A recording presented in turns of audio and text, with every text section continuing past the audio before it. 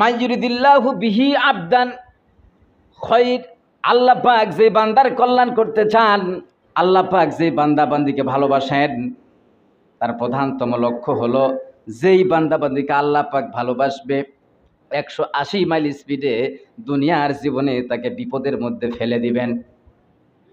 এই বিপদ হতে পারে অসুখ, এই বিপদ হতে পারে টিউমার, এই বিপদ হতে পারে ক্যান্সার, এই বালা মুসিবত হতে পারে হামলা, এই বালা মুসিবত হতে পারে মামলা, এই বালা মুসিবত হতে পারে জেল, এই বালা মুসিবত হতে পারে জুলুম। যে কোনো ধরনের বিপদের সম্মুখীন হওয়ার পরও যারা নাকি আল্লাহর প্রতি কোনো অভিযোগ করে না, আল্লাহর প্রতি খুশি থাকে, বিশ্বনবী বলেছেন আল্লাহ পাক তাদের প্রতিও খুশি থাকেন। সুবহানাল্লাহ। কিন্তু আমাদের সমাজে চিত্র হয়ে গেছে উল্টা।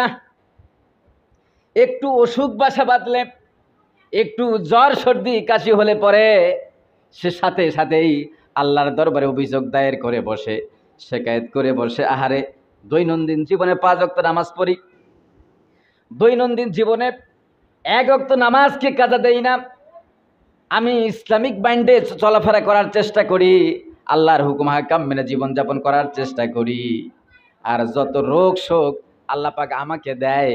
আর যারা সুদখোর ঘুষখোর দিব্যি চলাফেরা করে তাদের কোনো অসুখ নাই। এই অভিযোগ আমাদের আছে না? এত নামাজ পড়ি, এত রোজা করি, সব রোগ শোক আমাকে এসে ধরা লাগবে।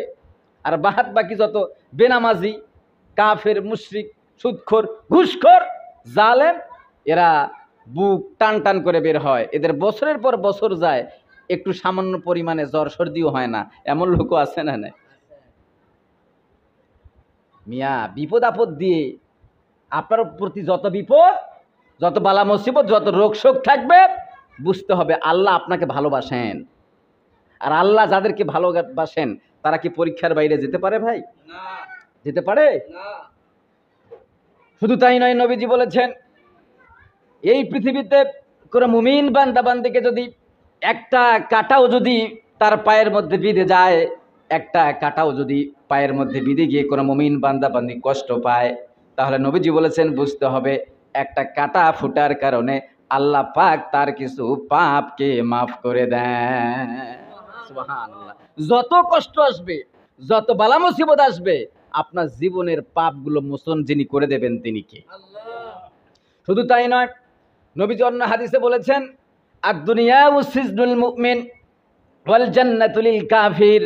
যারা নাকি মুমিন, যারা নাকি ঈমানদার, যারা নাকি আমার হুকুম হাকামের সামনে মাথা নত করে, আমার হুকুম হাকাম অনুযায়ী জীবন যাপন করতে চায়, তাদের জন্য দুনিয়াটা হলো জেলখানা, দুনিয়াটা হলো তাদের জন্য কারাগার।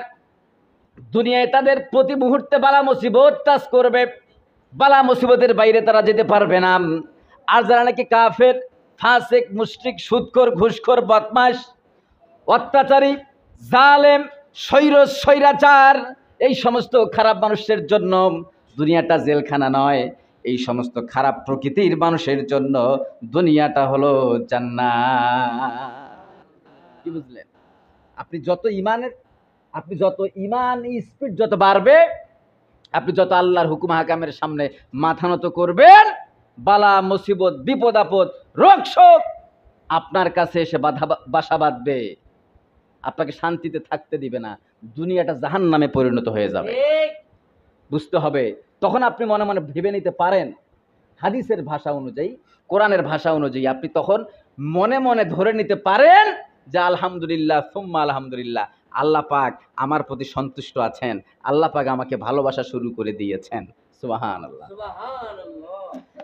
4 নাম্বার,